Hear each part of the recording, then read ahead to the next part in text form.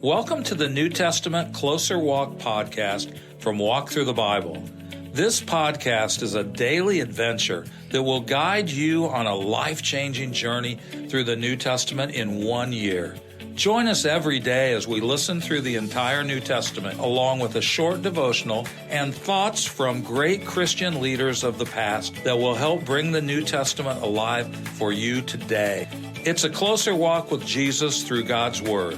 For more free resources, including a daily worship from the Heart text, go to walkthru.org/ntpod. A conscience touched by God. Paul said, "My brothers, I have fulfilled my duty to God in all good conscience to this day." Acts 23:1. The conscience tells you when you have done right or wrong. It may not keep you out of trouble, but at least it lets you know when you are in trouble so you can deal with the problem. Everyone has a conscience, but not everyone has a clear conscience. Thomas à Kempis shares these thoughts on how to keep a good conscience toward God. Walk with Thomas à Kempis, the little-known author of the classic The Imitation of Christ in the 1400s. The glory of a good person is the testimony of a good conscience. A good conscience is able to bear very much and is very cheerful in adversities. An evil conscience is always fearful and unquiet. Never rejoice except when you have done well. You shall rest sweetly if your heart does not accuse you. Sinners never have true joy or feel inward peace, because there is no peace, says my God, for the wicked. The glory of the good is in their consciences, and not in the tongues of others. The gladness of the just is of God and in God, and their joy is of the truth. A person will easily be content and pacified whose conscience is pure.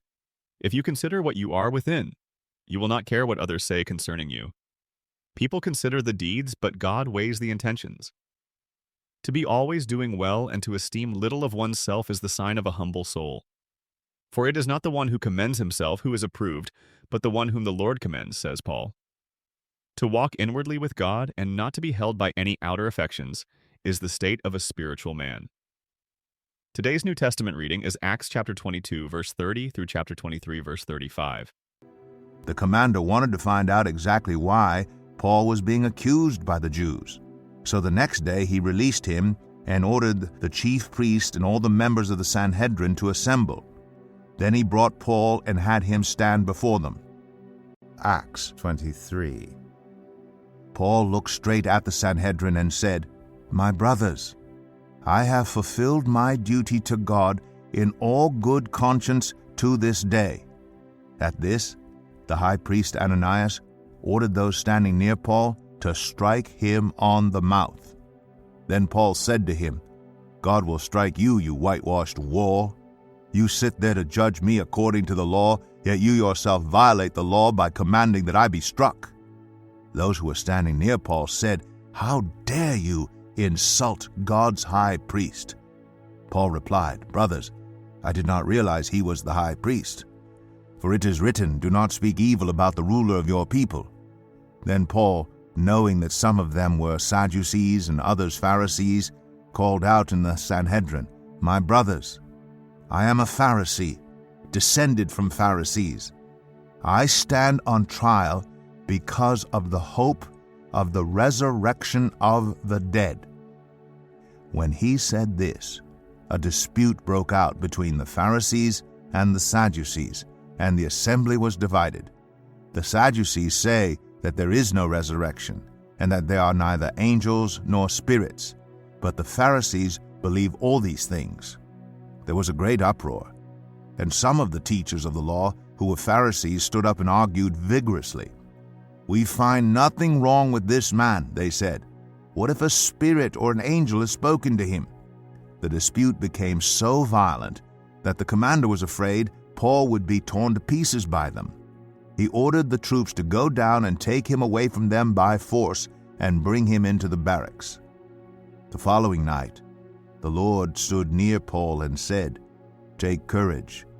As you have testified about me in Jerusalem, so you must also testify in Rome." The next morning, some Jews formed a conspiracy and bound themselves with an oath not to eat or drink until they had killed Paul. More than 40 men were involved in this plot. They went to the chief priests and the elders and said, we have taken a solemn oath not to eat anything until we have killed Paul. Now then, you and the Sanhedrin petition the commander to bring him before you on the pretext of wanting more accurate information about his case. We are ready to kill him before he gets here." But when the son of Paul's sister heard of this plot, he went into the barracks and told Paul. Then Paul called one of the centurions and said, "Take this young man to the commander. He has something to tell him." So he took him to the commander. The centurion said, "Paul the prisoner sent for me and asked me to bring this young man to you because he has something to tell you." The commander took the young man by the hand, drew him aside, and asked, "What is it you want to tell me?" He said, "Some Jews have agreed to ask you to bring Paul before the Sanhedrin tomorrow on the pretext of wanting more accurate information about him. Don't give in to them, because more than 40 of them are waiting in ambush for him. They have taken an oath not to eat or drink until they have killed him. They are ready now, waiting for your consent to their request." The commander dismissed the young man with this warning, "Don't tell anyone that you have reported this to me." Then he called 2 of his centurions and ordered them, "Get ready a detachment of 200 soldiers, 70 horsemen, and 200 spearmen to go to Caesarea at 9 tonight. Provide horses for Paul so that he may be taken safely to Governor Felix." He wrote a letter as follows: "Claudius Lysias, to His Excellency Governor Felix, greetings. This man was seized by the Jews, and they were about to kill him, but I came with my troops and rescued him, for I had learned that he is a Roman citizen. I wanted to know why they were accusing him, so I brought him to their Sanhedrin. I found that the accusation had to do with questions about their law, but there was no charge against him that deserved death or imprisonment. When I was informed of a plot to be carried out against the man, I sent him to you at once. I also ordered his accusers to present to you their case against him." So the soldiers, carrying out their orders, took Paul with them during the night and brought him as far as Antipatris. The next day they let the cavalry go on with him while they returned to the barracks. When the cavalry arrived in Caesarea, they delivered the letter to the governor and handed Paul over to him. The governor read the letter and asked what province he was from. Learning that he was from Cilicia, he said, "I will hear your case when your accusers get here." Then he ordered that Paul be kept under guard in Herod's palace. All it takes to maintain a bad conscience is to do nothing.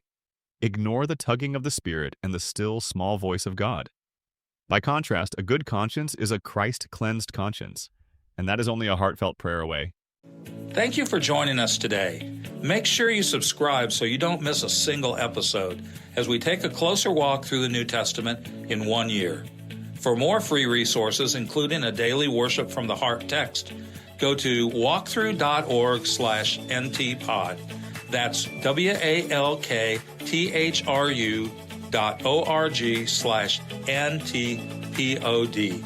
Walk through the Bible. Take a walk, change the world.